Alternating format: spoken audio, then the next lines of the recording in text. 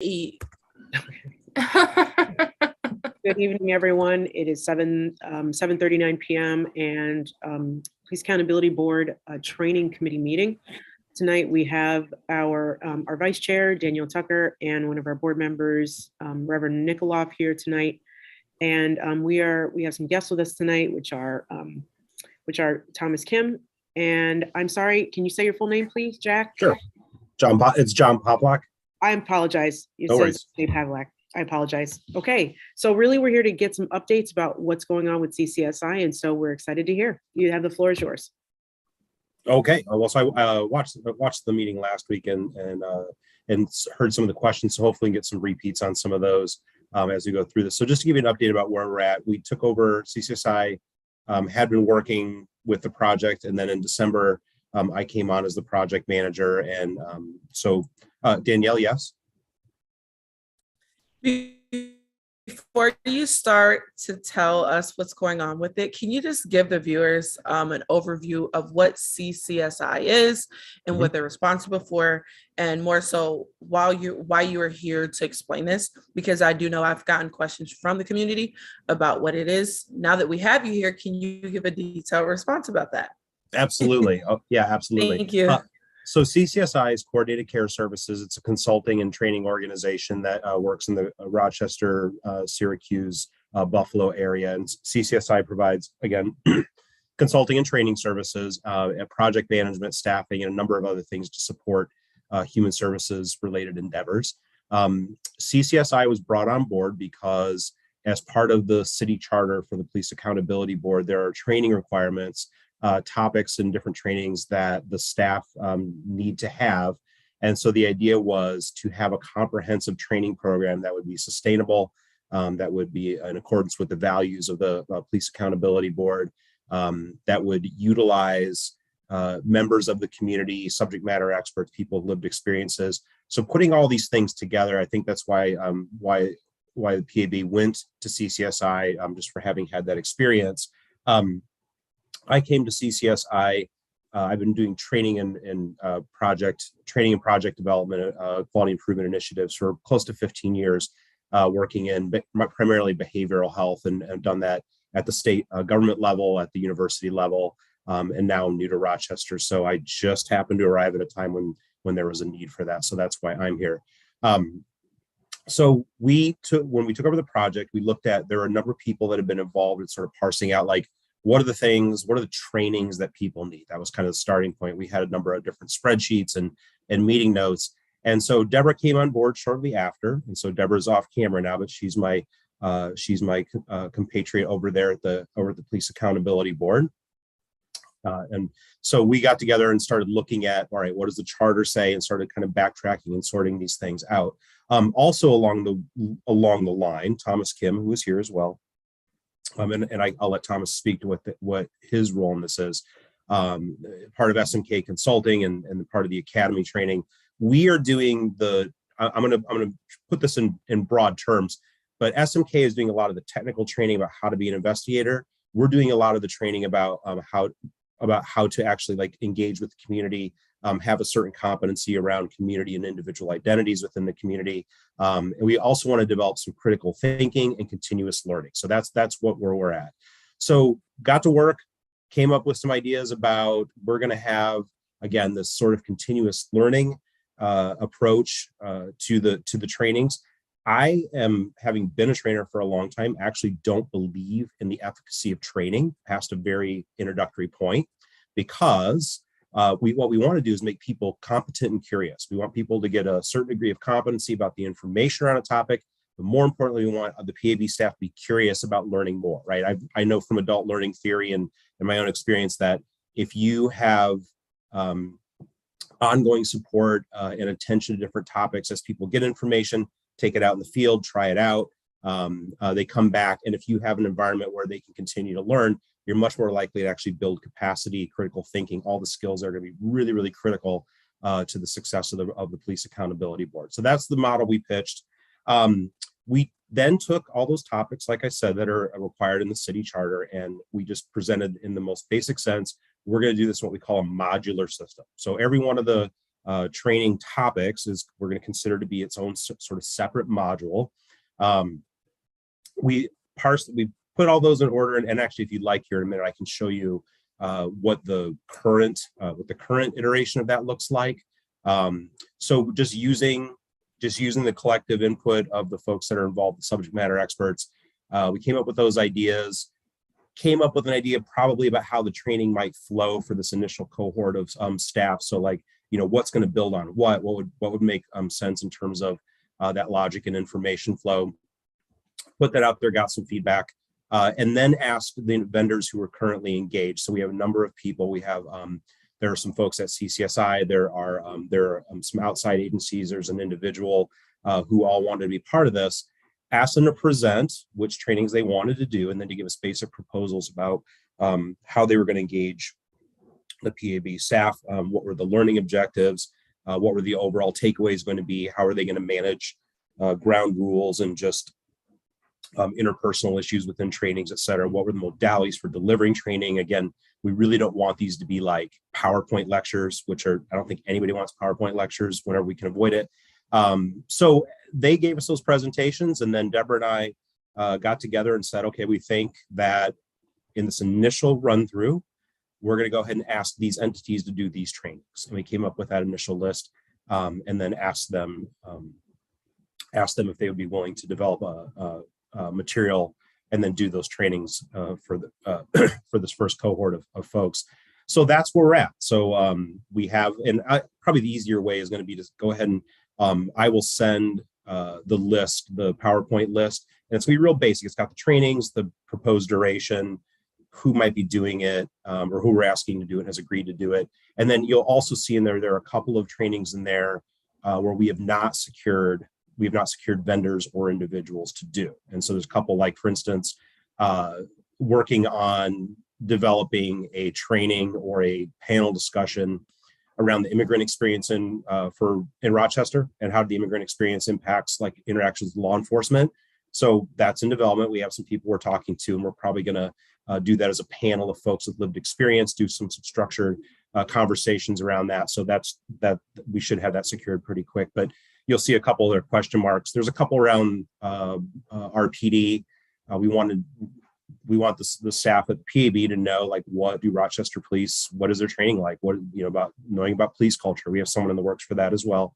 So when you see that, that will give you that overview. And again, we also think that the times that are in there, like some of them will say like proposed time 4 hours. It'll say like 4-hour training.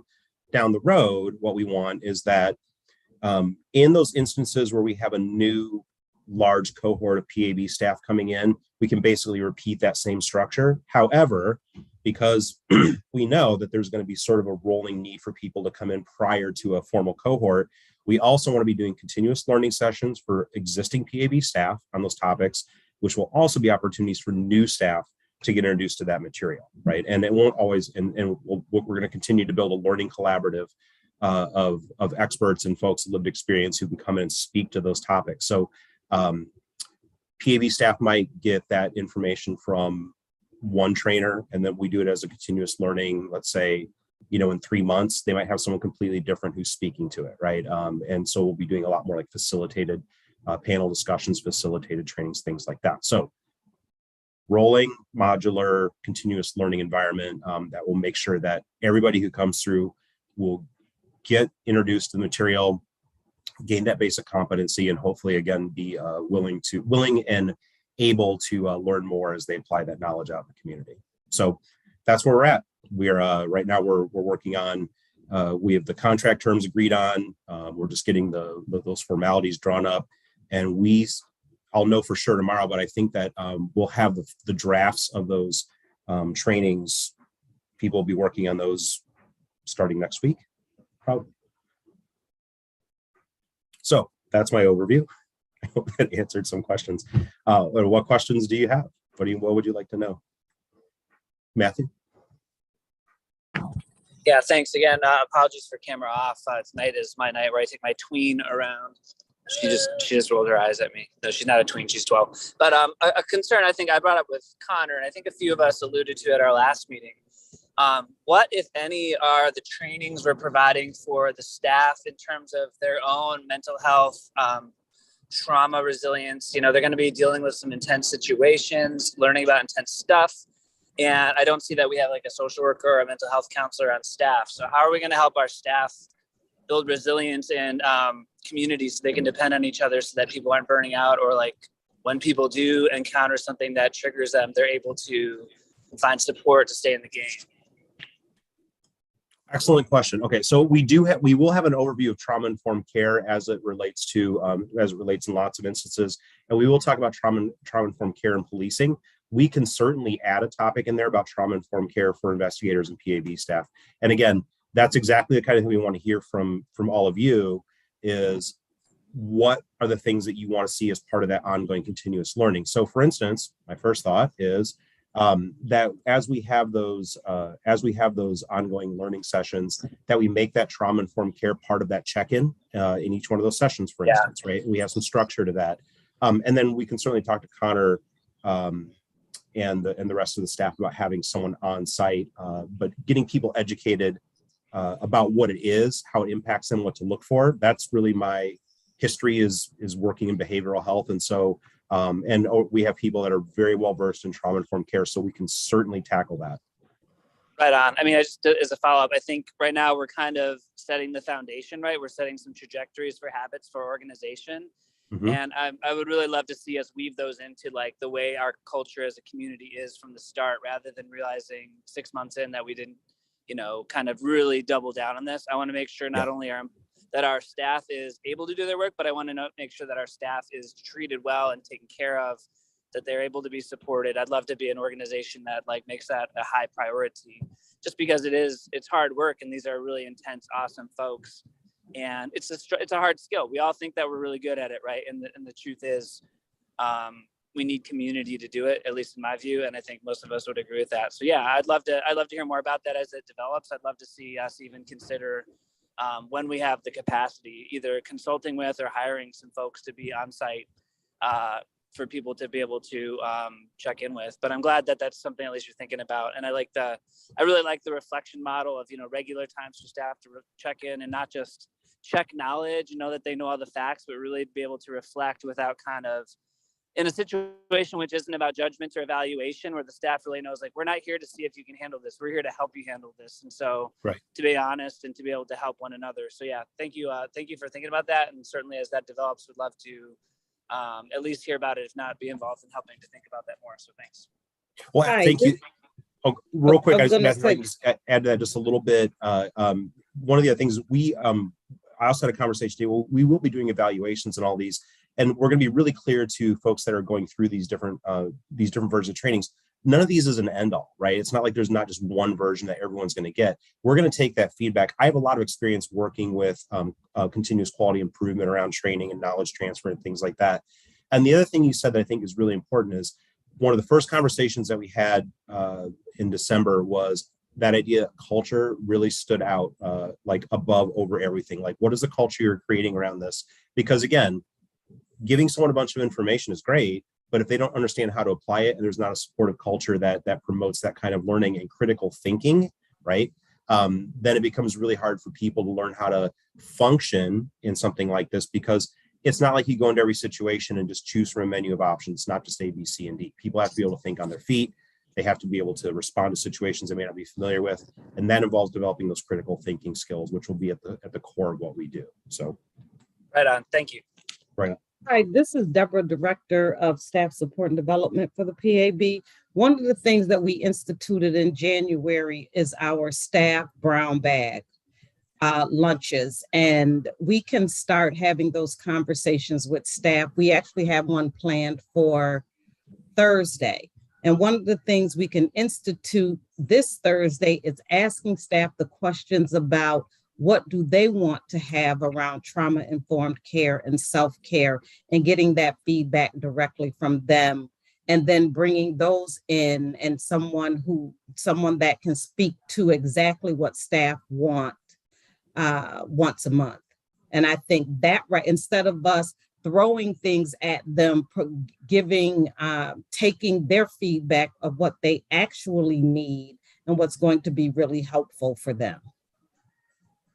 So I just want to add something to that real quick, because I would like to see both happen, both and, right? Yep. That you are, remember, you're dealing with folks that work in our community that have also been victims of police violence, right? Yes. So at the same time, they, you know, as you you've worked in behavioral health, you understand that they may not know what they need, right? Until they're Exactly. actually in the middle of it. And so I think it's got to be a continual process. But I think the framework that I'm looking for, and I also want the board to go through as well, is about, you know, trauma triggers, right? Because really that's going to affect people and how they work. And right? one of the, I'm Go ahead. sorry. It's okay. And one of the things that I've discussed with Connor and the rest of the team, and John and I have talked about this at great length, is that continuous learning piece. And that's something that we want to make sure that we're constantly doing at all times. So the self-care piece is very important to us, as you know, as we develop this training, but also from conversations with the leadership at the PAB. So I agree with you. You know, we give them what they want, but we also have to understand what they need. Thank you. Right. Yep, I fully agree with that. I just think there needs to be, and again, I mean, these are larger conversations around, you know, instituting a structural framework of support for staff at any level, because the things that they'll be seeing are going to be quite difficult, dealing with a lot of difficult things. And so part of that is dealing with staff, but then also to instituting an actual, like, you know, building a framework around the building to make sure that it's supported. Does anybody else have any questions? But I'd just say, certainly to follow up, if we're going to be advocating that the RPD officers are doing this kind of thing within their community, I think it's really important that we're also doing it. And I'm glad to hear, again, everything I'm hearing, I'm really excited about. So thanks, Deborah, and everyone who's working on this. Yeah, I'd like to have, I'd like to see what that looks like, or at least sit in, just because I'd like to have the board go through that as well, and that be a part of regular board training or board discussions. Okay, so there are a lot of different reasons why. I mean, the tapes and stuff that we'll be looking at, some of the stuff we've already seen has just been, it's been awful. And so, yeah, I agree. okay, yep. So I'd like to make sure that that we have that as well for board members and other folks in the community that need to benefit. Well, along those lines too, like again, in my experience working with folks in, you know, work in child welfare and behavioral health and substance use care, one of the things that I've learned is that one of the best ways to really make trauma non-resolvable for someone is to make them feel like they don't have a way to talk about it, and not just in the sense of like something that's really horrific. If something's really obviously traumatic and you're clearly reacting to it, that's one thing. But looking at all those other layers too, like microaggressions, or like even some of the fact that, you know, really paying attention to structurally, you know, asking someone to, like, I'll give you one example I think of is having worked with family advocacy groups as co-trainers. They let us know that being asked to tell their family story over and over again was inherently traumatizing to them, right? And as a person who just, you know, as a behavioral health person who has done that, come in and say, tell me all about yourself, right? And not even thinking about, they've already done that with 5 or 6 or 10 other people or over the years, whatever, and it's re-traumatizing. We need to think about some of those things that are less obviously traumatizing for folks as well. So we can build in some layers of that too. And then second of all, again, creating a culture of learning where people feel that there is no penalty or shame in coming and saying, I don't really understand this, or like, I don't really know if I reacted the right way to this, or help me figure out a different way to do this. And a lot of that's built on recognizing, doing values-based decision-making. There's some other tools that we can implement. So, you know, and we want people to, like, a training, you could sit through 16, 20, 47 hours of training and still not have all the answers, but you can sit through a way to develop your critical thinking, how you apply this information, and you're going to end up being hopefully in a much better situation. So, and it's perfectly fine to come back and say, I'm just not getting this part of it. Right. And so help me with that. And I think that goes a long way towards alleviating a lot of that stress and taking away some of those less obvious ways that people are traumatized in this work. So. Does that training entail, just like I was asking before, about how to recognize triggers and how to respond? Because another part of this work is recognizing when you're actually triggered. Because remember, people respond differently to different things. They respond to how they respond just like they respond to any other thing they get upset about, like they've done their whole lives. And so another thing too is, remember, I mean, a lot of folks don't really understand the emotions that they're feeling, and so Right. they don't know how to deal with them. So and that's one of the things that, when we spoke with our PD about the fact that, we know what burnout looks like. That's another thing, right? Will some of the training talk about burnout and how to recognize signs of burnout? So I've not seen exactly. I'm assuming that CCSI is taking the lead in this. That's what we've asked to this at this point. And I have seen some of the trauma-informed care work that they've done for other projects. I have a high degree of confidence that the CCSI folks have a lot of expertise to draw on, and exactly what you're talking about will be a component of it. But again, as we go through this, right, all these folks are going to make their best effort, put their best options forward. And we're going to hope that as board members that you join in as you're able to. We're also going to work on doing a consolidated version so that you can get like overviews. We just started work today on the participant manual. So all of the material will be collected. So that'll be referenceable for folks. But, Shawnee, if you decide to go in the trauma-informed care training, you get in there and you're like, there's just some gaps and there's some blind spots that we're not seeing, then that's part of that evaluation, right? And then in the next continuous learning session, we'll be taking that information and hopefully addressing that. So we just continue to reduce blind spots, add to the knowledge base, right? And come up with something that just feels like it just builds on itself over time. So that sounds great. Any other questions, folks, regarding this? Dr. Harrison, do you have any questions? No, thank you. Well, all right. Anybody else? Nothing? Mm-mm. No, I'm Echo. I love that approach of kind of, continuing to learn as we go and keep building it. And I really appreciate that kind of adaptable mindset that we're coming to it with. So again, I'm really looking forward to seeing what y'all develop. Same here. There are a lot of pieces floating around. And again, today, like this last week and this week, I had a couple of meetings that where we just we're in the right places where a lot of stuff's going to start really coming together. I'm really hoping that here in the next couple of weeks, we'll be able to give y'all a draft version of the participant manual. So like we've been writing up like all the parts of that. I have the person who's our expert in putting that together. And again, it won't have all the trainings, but you'll see the format of what it's going to look like and have all that introductory stuff and all these things that we just talked about. We have drafts of all these different pieces that we're working on. So we should be able to get that out to y'all and get some feedback around that. when is this when do we anticipate this starting, this process, training our folks? Deborah? I'm going to put this to Rena or Deborah. We anticipated starting the beginning of April. And do we know how many hours of training that will be? I know that I discussed that with the executive director a little bit, but just for the public. So we were looking at, let's see, we had 20, sorry, give me 1 second here.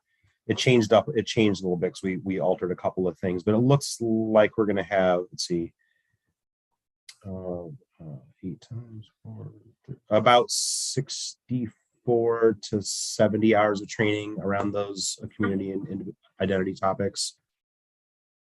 Yeah, some things got added to, and we're still tweaking the duration because we made proposals like we think this is what is enough time to cover this effectively, and then we're putting that out there, and then when we get the final feedback. But we had planned that it would be a total of 1, 2, 3, 4, 5, 6, 8, 9 half-day sessions over the course of per week for 2 weeks. Great. So 18 half-day sessions. That was the idea, and we might extend that out a little bit. And then there was also a request to add some time to a couple of the topics. So they'll be in training. Yeah, let's say 32 hours a week for 2 weeks.